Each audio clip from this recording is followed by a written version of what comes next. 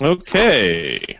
Ladies and gentlemen, and variations thereof, welcome once again to the Elder Scrolls Lorecast, a casual Elder Scrolls podcast.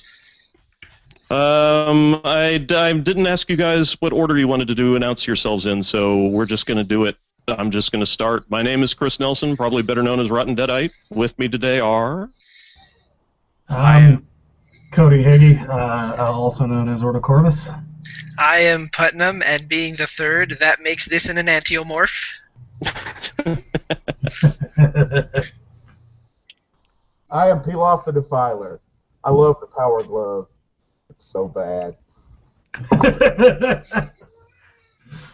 Alright, and I'm Corey. Kirkbride calls me Burnt Face. Howdy. So today we are discussing the Thief, the Warrior, and the Mage, and also a concept called the enantiomorph. But before, well, I think we're probably going to discuss the enantiomorph. I mean, depending on how things go, that's really tremendously complicated. But let's just sort of start with the concept of the Trinity in general. Now, this was according to my research, which may or may not be flawed. This was a concept that first started possibly as early as Redguard, but certainly in Morrowind. Probably knowing how these things go, it was probably invented by Kurt Kuhlman and Michael Kirkbride, and probably a couple other people are involved, but mostly them. And the Trinity is sort of like a conceptual riff on the role of traditional player characters in role-playing games. So, for example, if you get really, really anal retentive about defining character classes in Dungeons & Dragons, for example, or actually let's use World of Warcraft, which apparently statistically everybody has played.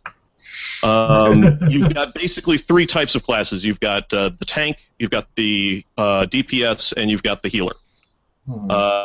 In the case of the Trinity in the Elder Scrolls, the tank is the warrior, the DPS is the thief, and the healer is the mage. Now, the reason why those align well is because of partially, it was for a lot of reasons, but partially because of the way they play. The warrior is very conservative and very protective. It's up front in the face of the monster. It's tanking. It's saying, I want all your attention. Nothing gets past me, and everybody I protect are going to be safe. It's a protecting entity, a protecting force. The thief, the DPS, sneaks around behind, real sneaky-like, and stabs the monster in the back, and is completely fixated with death in changing the current situation. It's about change, the thief. It's about murdering or destroying and not getting caught and being very sneaky about things. And then the healer always stands in the back and doesn't actively engage in the combat in a way, and if you like, observes what's going on. Watches everybody and does the healing and makes sure that the event happens properly.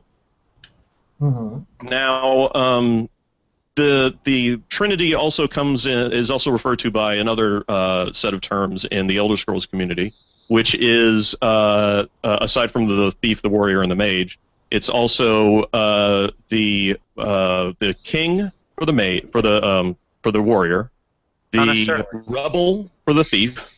And generally, there are exceptions. Yeah, the king, rebel, and the witch.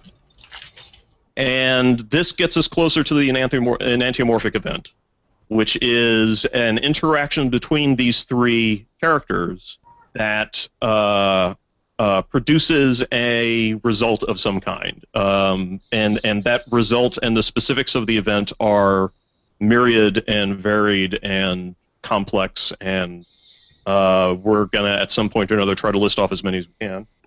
The enantiomorph as a term, I should probably explain very quickly before we get any further, which I first heard about from a comment by Kirkbride on the Bethesda forums in 2006, which was in a thread called the Made Up Word Roundup, which you should Google because it's really freaking amazing.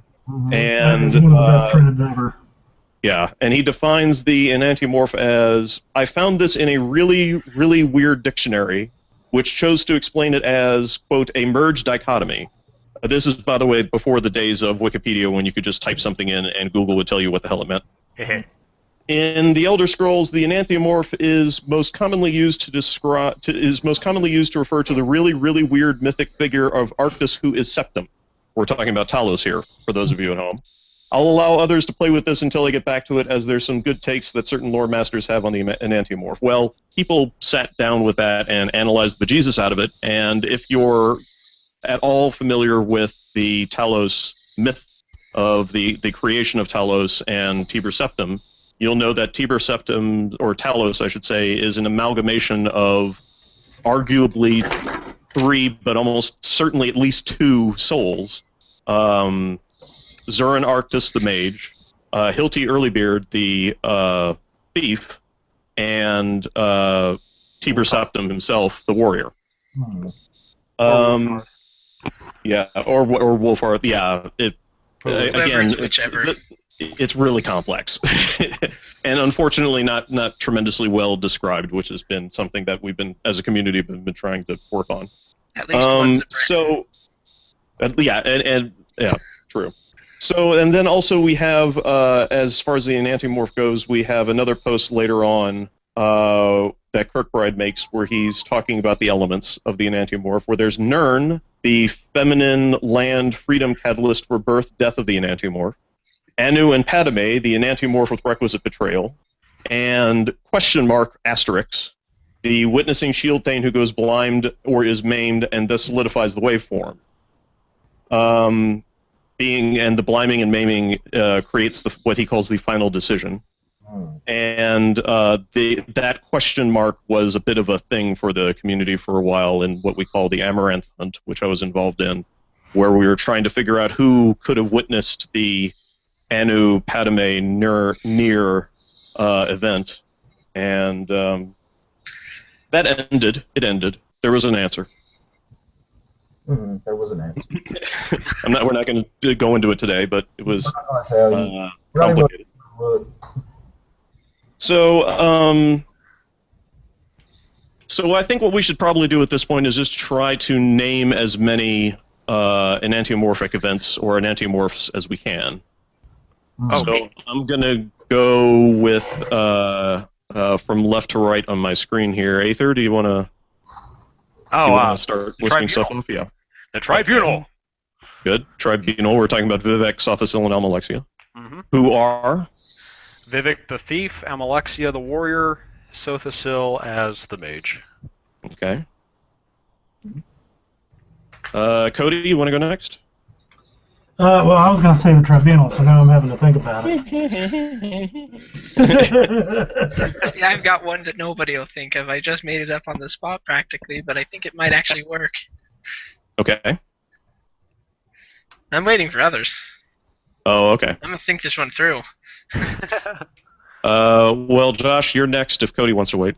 Well, I think we should mention the Celestials themselves, the astrological signs, the Mage, the Thief, and the Warrior, and each of those actually has 3 charges. So there are many enantiomorphs within the larger enantiomorph, and I have my own theory about the Tiber Septim one that involves that. I think that the Warrior, I think that the King is 3 people, the Rebel is 3 people, and the Witness is 3 more people. So that Tiber Septim is 9 people or more. But that's a very vestigial thought that I'm having that I haven't fully. But that's the best way I can think of to fit both Wolfhearth and Arctus and Hjalti and Talos and all these different people, maybe even Kula Kane, into this same Oversoul. Is that, well, there's 3 points on the triangle, but each of those points is its own triangle, and perhaps it's triangles all the way down and all the way up.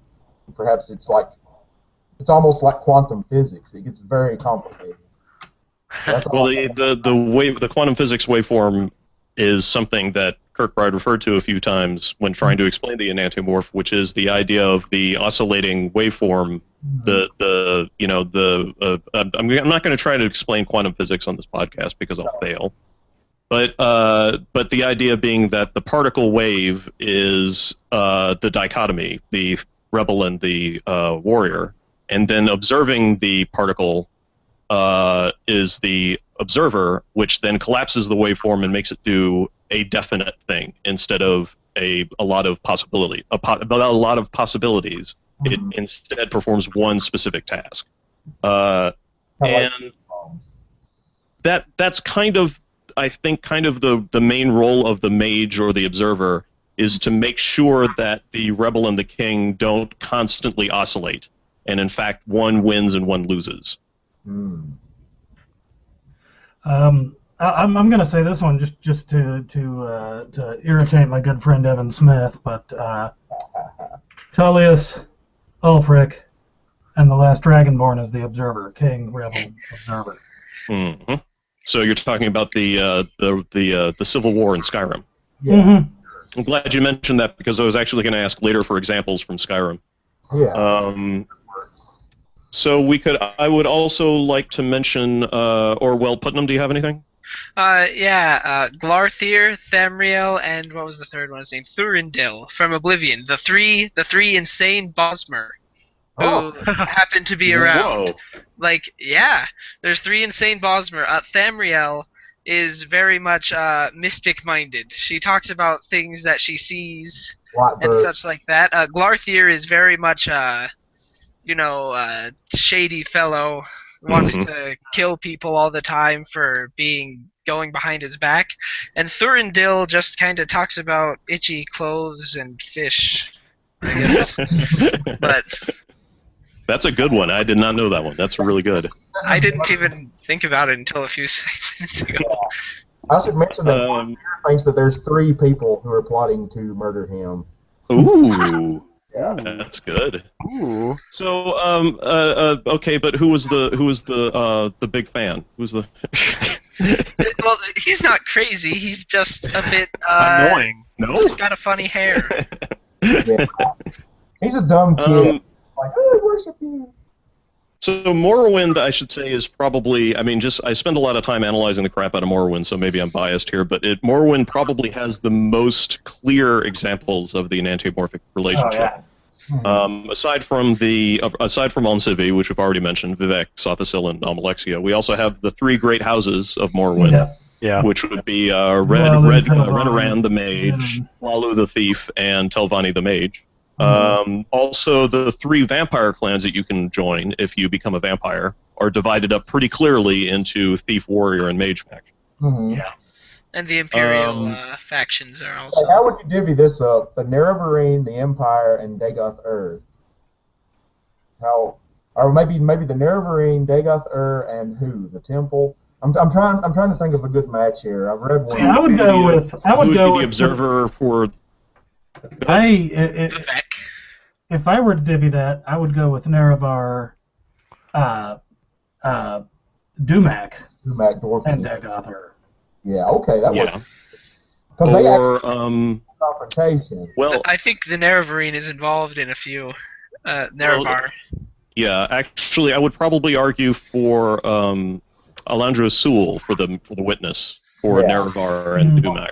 There's also the Nerevar, Dagoth, the Vec one that's sort of hinted at, though I'm not sure where that comes from exactly. A little bit, yeah. So Vivec stabs. Spoiler alert: Vivec stabs Nerevar in the back, and Dagoth witnesses it. Sure. Vivec could almost be an enantiomorph in and of himself. Yeah, easily. He's a bit. He's a bit split down the middle. Yeah. Vec and Vec. And then there's also the idea of the Nerevarine being a rebel to Dagoth king, with Vivec being the witness who watches the event happen. Well, that Nerevarine at least. Not only, Vivec straight lays it out. So 36 sermons are, they're the Nerevarine's guide. Yeah. What did he say? He says outright, like when he's talking about the Nerevar and Dagoth he's the Charmate. He says, 11 is an inelegant number, 1 and 1. Can you tell the difference between Dagoth and Nerevar? And he says, yeah, like you can't tell the difference, but I can, and that's why you'll need me. So there's the mage saying right out, this is where I'm useful. Right on. So so another aspect to the three personalities of the enantiomorph is the ideas of mercy, mystery, and mastery. But I don't exactly think that let's not get too far into that, because also I'm going to spend a lot of time talking about that on my website. I don't want to ruin the whole thing. Oh, and really quick, there is a temptation that some people have to try creating an analog between the Trinity in the Elder Scrolls and the Holy Trinity of the Father and the Son and the Holy Spirit, and there is somewhat of an analog there, but you're going to get frustrated really fast, and I'm saying that because I've tried to do it. There's a lot of Trinities, and not all of them I match. would Yeah, exactly. You'd probably have better luck going to older mythologies if you're going to do that. So, somebody, I don't think anybody mentioned this, or maybe they did and I wasn't paying attention, but is there an enantiomorphic event at the end of Oblivion? Yes. Yeah. Okay, then who's who? Okay, so Dagon is king, Sure. Martin is the rebel, and you're the observer. Okay, Yeah, Dagon's the king? Yes. Dagon is king. Dagon is invading, but now keep in mind, Martin is related to the king. Is literally the And king at that point. Is in fact. literally the king at that point, and Dagon is invading the king's territory. But Dagon claims the territory as his own, or so says Cameron.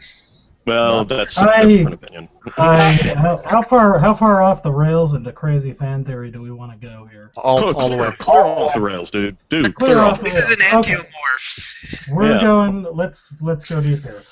My own interpretation of this event is a lot of people seem to take Marin's Dagon as being a force of evil, and he's kind of presented that way. But you see destructive forces in old mythologies, forces like Thor, Indra, Apep, presented as forces for positive change through destructive Revolution. energy. I don't think, personally, let's assume for a moment Mankar was right. Mankar's claims were completely right, and let's go completely off the rails in terms of Mehrunes Dagon's origin. My own little pet theory here that I've been working on for a while is that Mehrunes Dagon is Magnus returned. Ooh, as the leaper king, that makes sense.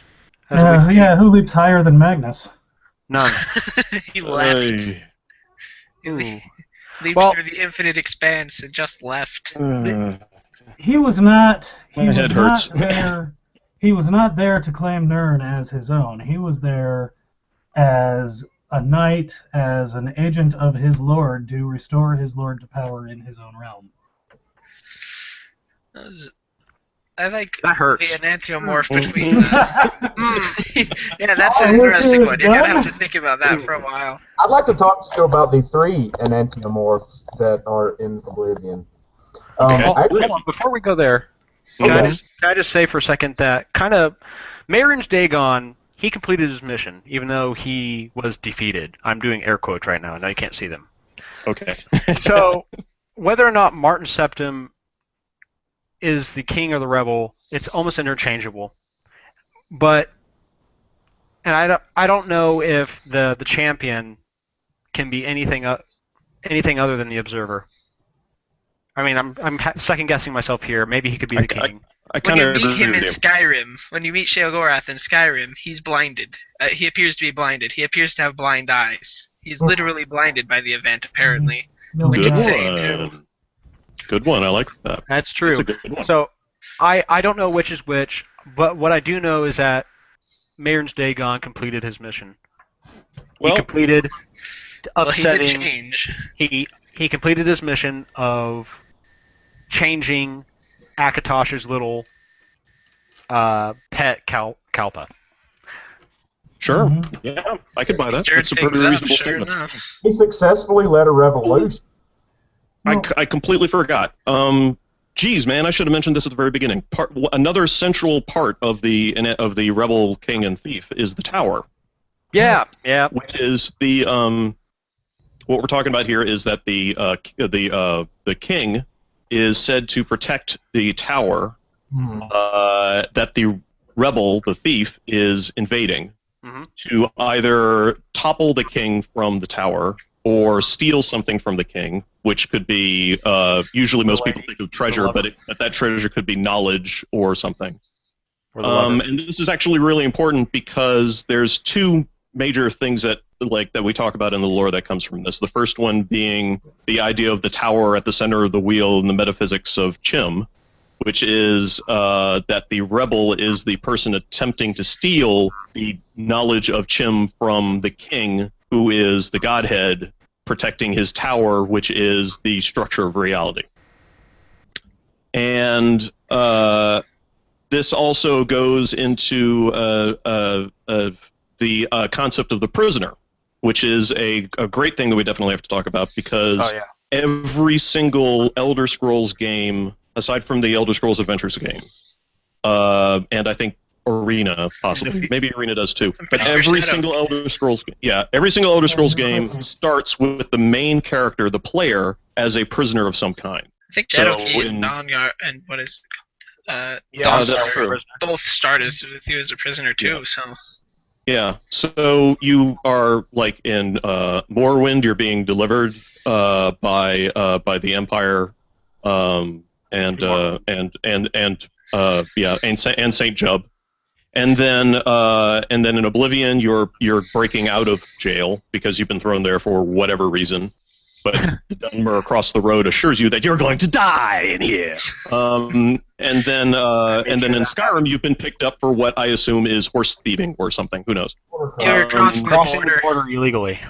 Right, exactly. But the point about the prisoner is the reason why the prisoner is so important in the Elder Scrolls games is because, generally speaking, it's considered that the player is in some way playing out the role of the thief.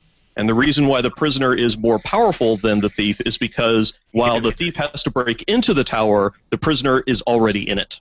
Daggerfall is actually pretty powerful when it comes to this. In Daggerfall, you don't start as a prisoner, but your backstory says you were a prisoner who saved the Emperor's child or something, and then was let out by the Emperor for that. Yeah. And there's a lot of pretty thiefy stuff to get up to in that game. Breton's being involved, there's some political intrigue there. So very important things: towers, thieves, warriors, mages. The mage always resides in the tower as well. Yes, true. There is a possibility that the mage resides in or is involved with the tower in some way. As a matter of fact, you could probably say that all three of these characters are basically revolving around the tower, that they have something to do with the tower. And tower's the axle. So, I love it when people do things for me ahead of time. I've got a list that somebody compiled. I couldn't find the original post, so I found it instead on a Chinese link-bait website. Yay! Where somebody listed off the number of enantiomorphic events he could figure out in Skyrim. I'd submit these for your approval. Yeah, let's hear them. The Civil War, which we've already mentioned. Yes. If you play Dawnguard as a vampire. Oh. Harkon being the king, the Dovahkiin vampire being the rebel, and Sariana as the observer. Sariana observes the whole thing and is maimed because she loses any chance of regaining happiness as a family again. Yep. In the Dragonborn expansion, the Dovahkiin and Miraak are the king and the rebel, where lines get really blurry between the two, and I agree. That is one important thing to keep in mind, is that as these stories become more than just two-dimensional rebel-king relationships, who's the rebel and who's the king becomes very hard to tell. And that's not because they didn't define them well, it's because if you just keep it that black and white, it's kind of a boring goddamn story. Yeah. So the lines are blurry between the two, but Hermaeus Mora is the observer, which fits because Hermaeus Mora also aligns well with the mage as a general archetype. I thought Mora could be the king there, and Miraak the rebel, and the Dovahkiin could be the observer, sort of, because the Dovahkiin has to work for Mora after that. Acts as the interloper in the conflict there. Yeah. And Miraak was trying to do whatever with, I don't quite remember, I haven't played in a while. But I remember that Mora was not happy with him. Yeah. reason. Here's my thinking. This guy Mora's the one that kills Mirak, who is rebelling against him. So Mora's the king. The last Dragonborn is the witch, Yeah, and Mirak is the rebel. a little bit. Yeah. I'd say. But Mora only kills him after the Dovahkiin has effectively whittled him down to nothing. Yeah, I mean, it's not a perfect analogy by any stretch, but Well, but one of the things about the Trinity and the enantiomorphic relationship is that it pretty much describes almost any plot you can think of. Yep. I mean, Yeah, it does. It describes Star Wars, for God's sake. I mean, I it's, was about to it's say. like, yeah, it's pretty much any plot line you could think of, which is, on one hand, you might think of as that's kind of a cop-out, but on the other hand, this is the basic mythic construction of all storytelling, you know, that like all stories have one thing in common, which is that there's a change happening. And that's what the enantiomorphic event is about. It's about the event of change, which is a big part of the whole metaphysical structure of the Elder Scrolls universe. The realm of Mundus is called the Gray Maybe because it's a combination of black and white, which means gray, and maybe is the possibility of a change happening. It's the Yes or no. yeah, it's the yes or no or maybe. That's the magic word. And you and you have to and that's what the Elder Scrolls the games themselves are about, is about the player becoming the deciding factor in determining how events happen. In a way, the player is largely the observer for a lot of things, except that's actually kind of a weak sauce analogy, and I probably shouldn't have made it because he's entirely too involved. So never mind. But so okay. Any other ideas for Skyrim? Because I think we've pretty much covered it. Well, the Falmer were literally blinded. Trying to figure out how that fits in with anything, though. Yeah, were they a witness to something? Oh, you still Nords and dwarves. It was due to the Nord and Dwemer conflict that they were. Well, the Nord and Falmer conflict that they were blinded for. Well, the Dwemer are never expelled from Skyrim, even against. Well, they're scary. Right.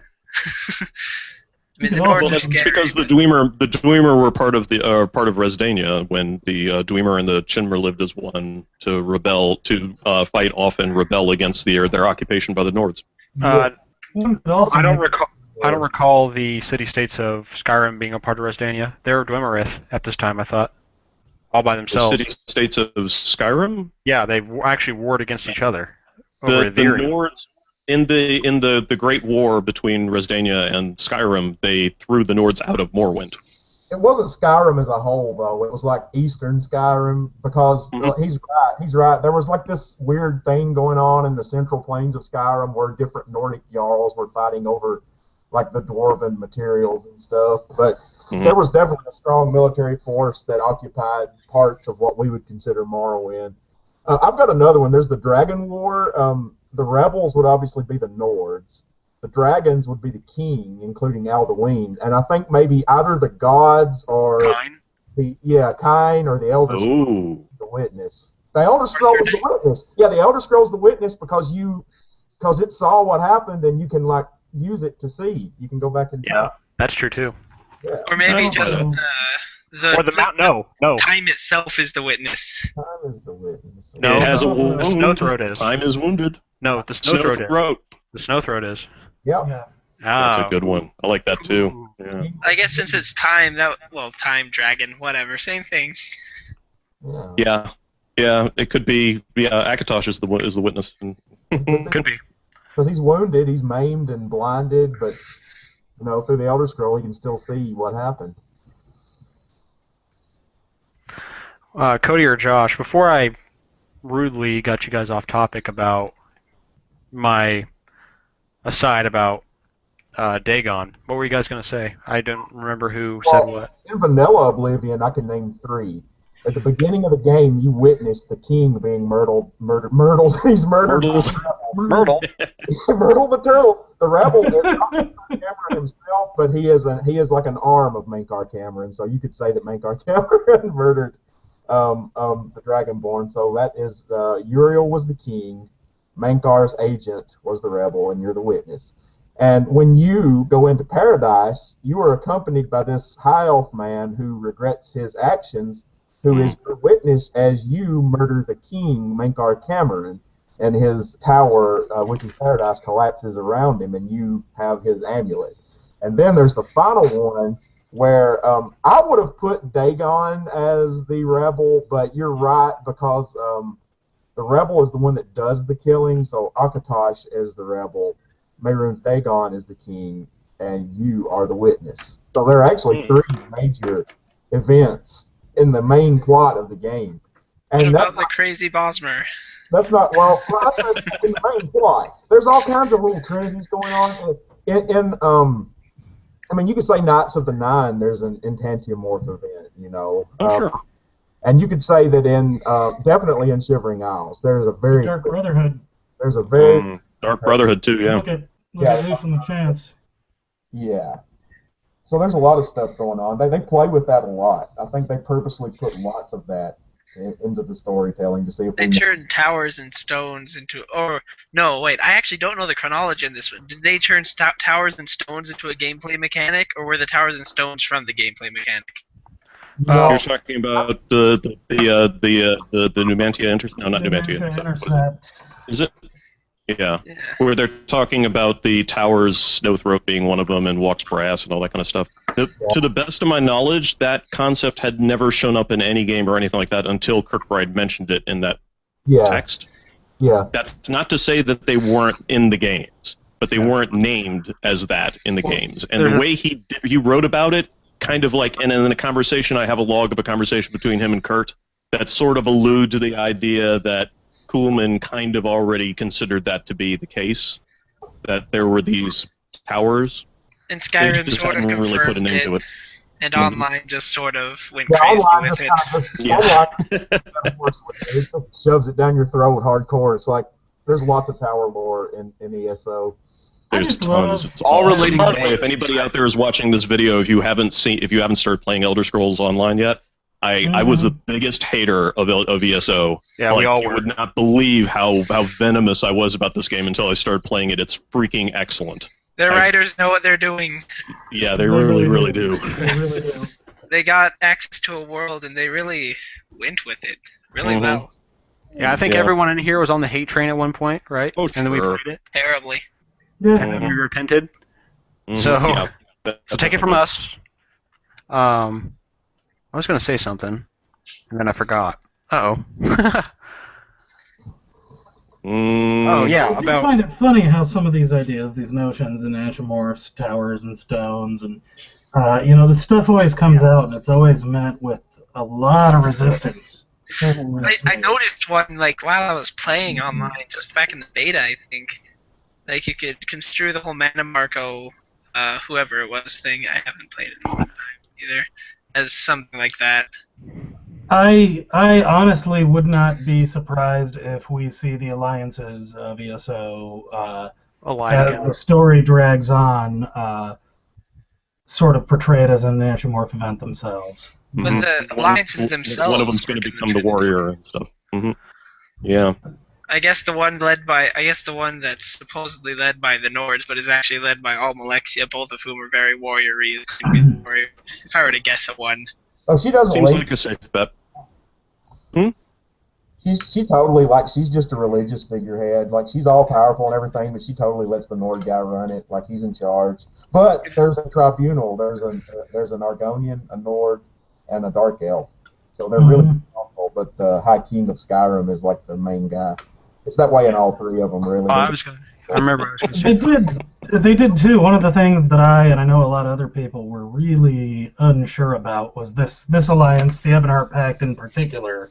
Yeah. I mean, all of them, all three of the alliances have some uncomfortable parts about them. Yeah. But the Ebonheart Pact, I mean, you're getting three people who absolutely despise one another. Oh yeah, it comes up over and over too. And it was one of those things I was saying, why are they doing this? Why put these three races together? And you play it in the game, and it works out beautifully. Yeah. I mean, it's the discomfort is palpable Yeah. About the entire Ebonheart quest line. Yeah. I've heard more about Dunmer saying that they can't figure out why good things happen to Argonians more than I've heard about arrows in knees, and that counts online time. Yeah. There's some early quest that you do for the Ebonheart Pact where you're curing Dunmer who are injured with a salve or a balm or something made by an Argonian, and every one of the NPCs you cure stands up and goes, "An Argonian made this?" Well, you know, that was Like, word? Yeah, that was an Yeah, dude, yeah. I wanted to about the tower and the stone thing to get back off topic off the way we're going on. Sorry, but apparently someone made the correlation that except with the exception of Arena, which again is another can be argued, that every single flagship game has involved the destruction of a tower of bringing down reality. So. And we let's know list them off here. Let's see. 2 Daggerfall would have been the destruction of Walk's Brass. Yeah, Walking Brass or something. Or whatever happened to it. Yeah. Well, yeah. It was kickstarted and then disappeared, I guess. It was used by everyone. It freed it from reality or some stuff. Right. Morrowind would be the destruction of Red Mountain. Yeah, or the Heart. And then Skyrim would supposedly be the destruction of Stone Throat. Snowthroat, yeah. Apparently that happened Oblivion's beforehand, White though, based on what the prophecy said. Yeah, No, it said right? bleeding, not gone. It said bleeding. No, there's time wound at the top of the mountain. I don't know how much more. Wounds bleed, don't die. Yeah. The way I look at it. Okay, that's good. I buy that. You have the Orichalc Tower, which we know is deactivated because Yukota's gone. And then we have the Crystal-like Law, which was destroyed during the Oblivion Crisis. Oh yeah, which I don't think we really heard about that directly, did we? Yeah, and the Rising Threat, I think, is the book where it talks about Rising Threat. I highly doubt Green Sap is down based on what online says it is. Well, they said something about how the wait. It was the Khajiit had been the main's destroyed, corrupted by the Thalmor, and there's no main anymore. Who is the stone? Right? He was assassinated. Actually, he was actually killed physically. Yeah. And one hasn't been remade. So. Right. So. Adamantia and Green Sap. So yeah, Adamantia and Green Sap were all that remains. But Green Sap, I don't know if we can argue that Green Sap's been neutralized. Well, in my opinion, it's on its way because the Thalmor are alienating all the followers of Ifri from what we could see. Like the purifications were almost all aimed at Green Pactors. Yeah. So there's that, and then we have Adamantia. That remains. And Adamantia that's Dureni Tower, which is in High Rock? Yeah, High Rock on the Isle of Alfiria. And its stone being the moment of creation or whatever that was? Yeah, that's a good question, actually. For those of you at home, Adamantia is the first tower that was constructed. Created by the first enantiomorph. Yeah. Well, not the first, but the first. Well, I guess if you consider time. Convention. Well, anyway. Convention was technically the first one, right? So, Anu and Padme would be the first one. Talos is still around, sort of, so that's another tower created by another enantiomorph. Well, see, but that's a problem with Talos was that there's only supposed to be 8 towers. Yeah. 1 tower for every gift limb. And the problem with Talos was that he was effectively introducing a 9th tower that the Thalmor did not have the ability to directly destroy by just marching up and doing something, which is one of the reasons why they banned Talos worship, is because Talos is necessary, it was effectively sort of like a crutch holding up the structure of the universe. Activated, wasn't his stone literally destroyed at the end of Oblivion? Like, it can't even be depicted anymore, like they don't even draw it over the dragon anymore. Oh, you're talking about the... Yeah, you're talking about the diamond dragon shape that shows up in Skyrim's logo, which was a plan that they had so that the logo itself of the Empire, of Talos' logo of the Empire, could not be drawn or painted or anything because it would effectively like catch fire or blow up or something. Or imagine. I think that was actually a really just awesome theory. I don't know. It would have been a programming nightmare to implement. I mean, I understand why, but that was one of the ideas and it's a curious thing to explore. I don't know. It was one of the things Michael Kirkbride was talking about in a Reddit thread. Spent an hour shooting that diamond. That the idea that Talos at the time of Skyrim is already dead. Yeah. He said that their original idea, and we don't know. I don't know if this stands as canon for whatever that's worth at this point or not. But, screw that. It's a cool idea, so it's canon. Right? Yeah. Rule of cool kicks in, and the fact that everything else seems to support it. But the idea that they use the I believe Adamantia Tower to shoot Talos out of heaven. Talos seems to be in Skyrim just an excuse to rebel against the Empire, against the regime. Right, because only Nords are dumb enough to fight other Nords over the right to worship a Briton. I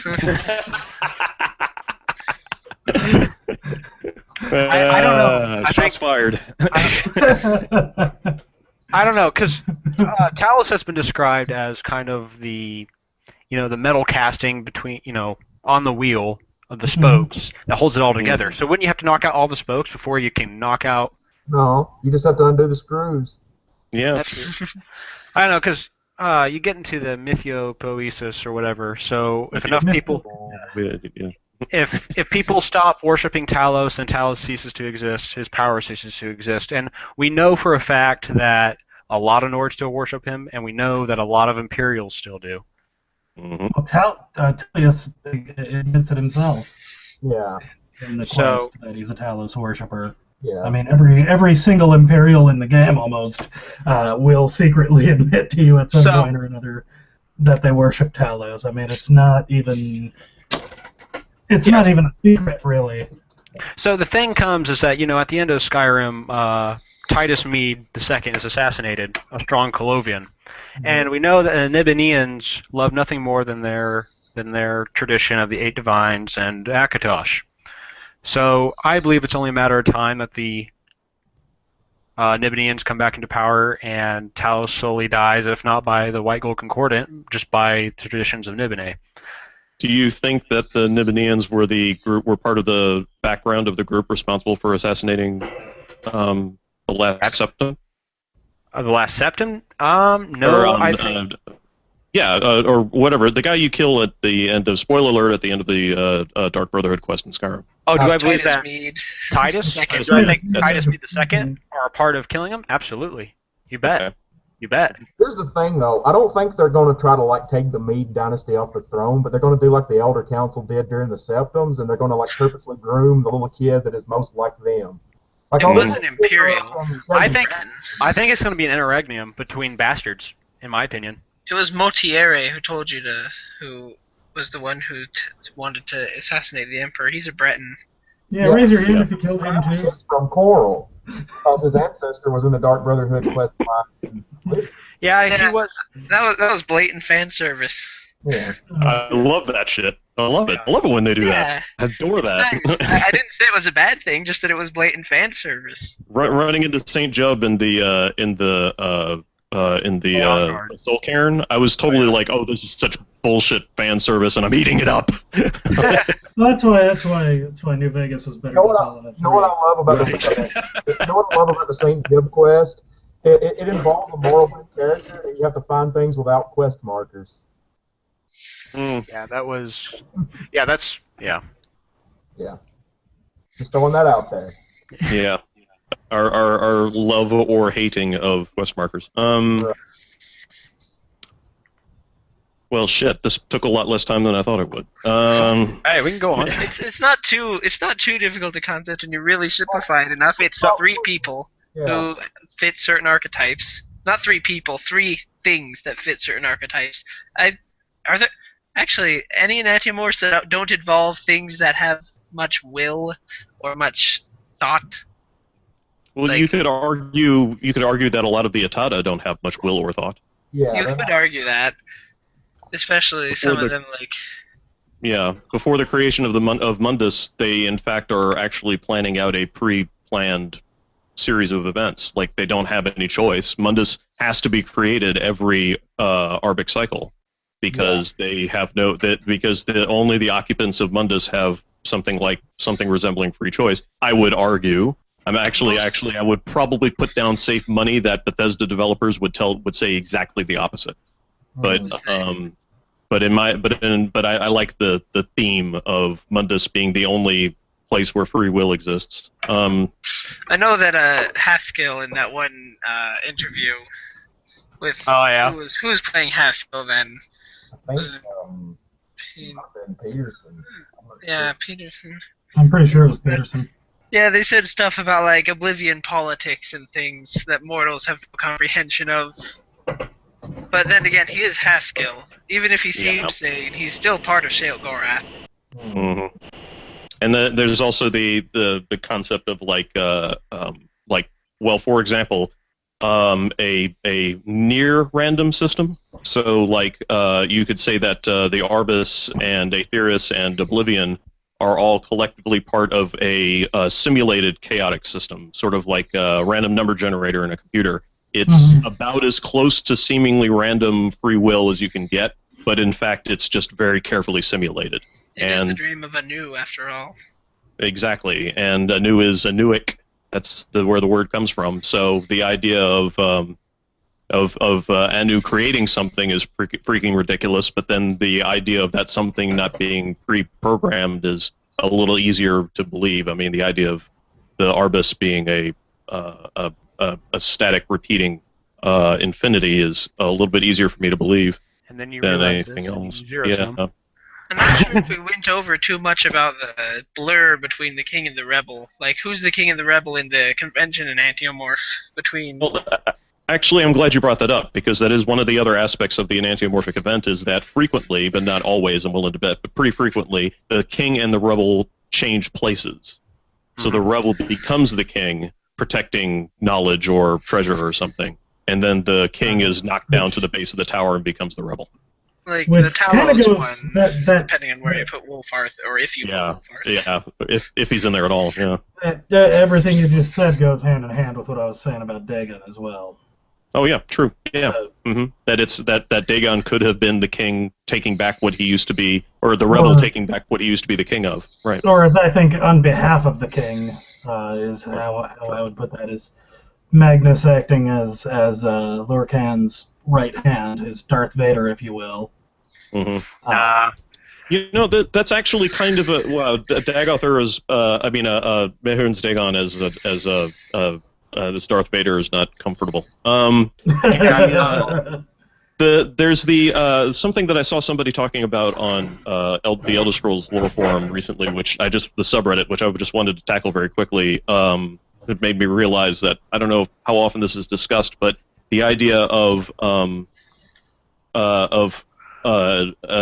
Jiglag and Sheol-Gorath being the Patamaic and Anuic sides, and so Jiglag, this guy was struggling with the philosophical idea of a fixed system not being Anuic because it promotes change by benefit of being a fixed system, and that's kind of one of the things that plays back to the idea of the Enantiomorph, to try to feed this back into the topic, which is that no one is 100% the rebel or 100% the king. You don't ever have an entity that is 100% Anuic or 100% Patamaic.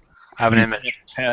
Yeah, exactly. Sheol-Gorath is supposed to be 100%. A lot of people think he's entirely Patamaic, but yet he insists on a realm of chaos, and his insistence on that chaotic state is Anuic. Right. It's an issue of control. Much. And what besides about what about the Sherman? He insists. He's hard. Guy is hard. Okay, so there's the thing about Dagothur, the thing about the Charmate, is that he's one of my favorite characters in Morrowind because he's so damn complicated that you can't really narrow him down to being a good guy or a bad guy. You can't narrow him down to being a victim or a assaultist or whatever. he's like, because of the way they wrote the background story for the events that take place in Morrowind, nobody is the good guy and nobody is the bad guy, and it's just awful things that happen to people. Yeah. and that's just sort of what makes Morrowind's main plot line such a phenomenal tragedy, is that nobody really deserved what happened to them. Yeah. And the cool thing is that even after you win, you're like, hey, Azura, I saved Morrowind. It's going to be all peaches and cream forever. And she's like, yeah, okay. Everything's going to be fine. Everything's going to be fine for a little while, and then it's all going to get... in a few years. Yeah. By the way, you might want to go to Akavir, and I mean kind of soon. Can you please go to Akavir and take some bread and milk, my son? Just go away from Morrowind for a while. I promise it'll be just fine when you get back. Yeah, just be in Akavir for a little while, sweetheart, and we'll call you. Oh, you'll know. Oh, you'll know. You'll hear it. Don't worry about it. The way I view the Antanomorph is personified in this picture I just posted right there, and the dream. That's hey, there you go. So that's how I see it. Mm-hmm. If you want to put that in the video later, but yeah, the guy. It's the cycle of the death and rebirth of a king over and over and over again. Yeah. And that's why it's important to the universe. I wanted to kind of touch on why the Antanomorph cycle, or just the trichotomy of this. Why is this important to the Great Maybe? And that's because it is the maybe. It's like it's change, but changing to something similar. It's both stasis. Yeah, that's what time is in general, really. Yeah. Mm-hmm. Yeah, that's a good way to put it. It's the procedural cycle of the maybe, as far as a possibility that exists that needs to be collapsed into a definite. And you look at a small part of it and you'll think, see, it changes. Then you look at the whole thing and you think, maybe it doesn't change after all. Mm-hmm. Is it gray, or is it just a whole lot of black and white dots fizzing around on the screen? Yeah. Where it's a computer simulation. Oh my God! It's the Matrix. And Talos is the operating system.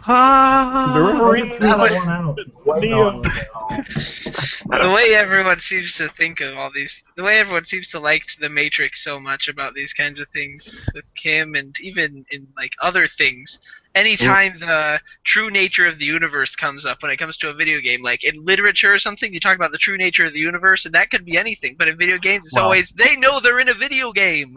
It's Matrix. It goes back. I don't remember which Greek philosopher it was, but it was, do we have free will or do we not? That's what it goes back to. That's like all of them. That's every Greek philosopher you've heard. Philosopher of all time ever. Well, I just stay out of it by getting an answer to that. By just sticking with an answer to that. No. We could probably benefit from having a philosophy major on this cast at some point. Because, definitely. I kind of want to get a good philosophy professor involved in the Elder Scrolls universe, in the Elder Scrolls lore forums, and I'd really like to get somebody who knows a whole hell of a lot about Hindu mythology. Oh yeah, definitely. And the Abrahamic ones. That would be. Well, the Hindu mythology is a self-serving desire of mine, but the Abrahamic really, also the Mithraic mysteries would be good. Could read some Crowley. Yeah, well, I don't know. I'm the more I work on the commentaries for the 36 lessons, the more I like steering away from Crowley, because he's it's like the more time you spend reading Aleister Crowley, the more I begin to become convinced that just limiting yourself to Crowley analysis you'll miss 90% of what's happening in the lessons and in Elder Scrolls. Limiting yourself to anything, you'll miss a lot. True. Yeah. Of course. Right. Of course. Like how the who was it? I don't even remember what this was, like wood elves or Mongols or something, because they use bows, things like that. That's kind of that's just They not thought they right. were Native Americans because they didn't mind having their land taken. I'm sitting here like, Yikes. Oh my God! What? Wow, That is is wrong. awful. That is wrong on every level I can imagine. every conceivable level. That's why that is the most extreme example, but valid example of why that very discussion is dumb bad. So Yeah. Oh, the Yeah. fact that each. this race is this race. Oh yeah. Mhm. Yeah, that's Mhm. It tends to get kind of racist too, like Yeah. saying Well, it does. "Oh, Yeah, Well, saying that an it's- aspect of one fictional race means that it's one real life race because that real life race is owned in some way by that aspect is intrinsically racist. Yeah, this goes back all the way to Tolkienism, though. I mean, there are Mm. people being like, "Oh well, It's a World War One analog or yeah, something. or Yeah. And all the dwarves are Jews, obviously- and all the yeah. elves are, yeah. yeah, blah blah blah," and it's all bullcrap. dumb. But It's It's really there. dumb and really.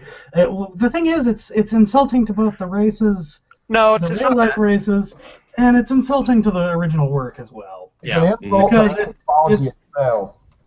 It basically boils the mythology down to, hey, you're doing nothing more than rehashing reality." racist Crap that we already know about. benefits about people. Except not even reality, caricatures of reality. I've got to say, if Nords are Vikings, then they're like the crappiest Viking analogy I've ever seen because they don't even behave like them in any way, shape, or form. No, they really don't. They're a landlocked culture who have permanent societies. They grow crops, and I mean, it's not the actual Vikings were a small minority of Scandinavians who raided during like the wintertime when they didn't have anything else to do, and they raided churches and stuff. Maybe you don't know much about. Well, I'm not gonna attack your knowledge of the Norse, but there was a reason for their raiding. There was, it's pretty much colonialism before European It colonialism. was close, but listen, the way That's what I'm it just got saying to they're not Vikings. They might be Scandinavians. Oh yeah, the Nords are not Vikings. Maybe the Mhm. 500 were like Viking-esque because they actually went around on long boats and came up on shore and raided. But the Nords, 500 companions, yeah, or thereabouts. 500 thereabouts. Was The it 500 or thereabouts companions also included a bear. So, And I think it and at least I think Isgrimor's belt was one of their companions. So I don't. Well, his belt Isgrimor- buckle was a And, companion. and it's fiction. Yeah, at least 3 of them were Eastmere, I'm pretty sure. Yeah. Right. Well, yeah. Isgrimor is more Alexander the Great than he is a Viking, and his companions are the companions. Mhm. More In my Alexander than Eric. Yeah, more More Alexander. Banner. So, If we're gonna draw. well, Line if you out. also if you take a look at, like, God willing, if Bethesda does decide to do a Hammerfell Elder Scrolls game, please. Oh yeah. Then I love Hammerfell, please. Then Yes. what we would do is what players are going to see is a culture that appears at one point to be sort of Jamaican at points, slightly Rastafarian. You're going to see a culture that looks Middle Eastern at points. You're going to see a culture that looks sort of North Eastern African at samurai. points. Redguard, it's Redguard there's culture a little is bit of weird Japan compared in to the there. rest Yeah, of- Redguard But- culture is weird even compared to the rest of Tamriel. It's great. it is. It is. It's got inspiration from lots and lots and lots of different cultures that are so geographically separate to have absolutely nothing to do with each other. And that's done on purpose because one thing Bethesda writers hate is when people say, well, the Bretons are British. They're they're Middle Eastern because they have curved swords. Yeah, curved Swords. Come on. Obvious. And, Especially because the Nordic steel sword is curved. I find yeah. that line That's the particularly funny part. funny. The actual original true. Nordic swords were curved. So. Yeah.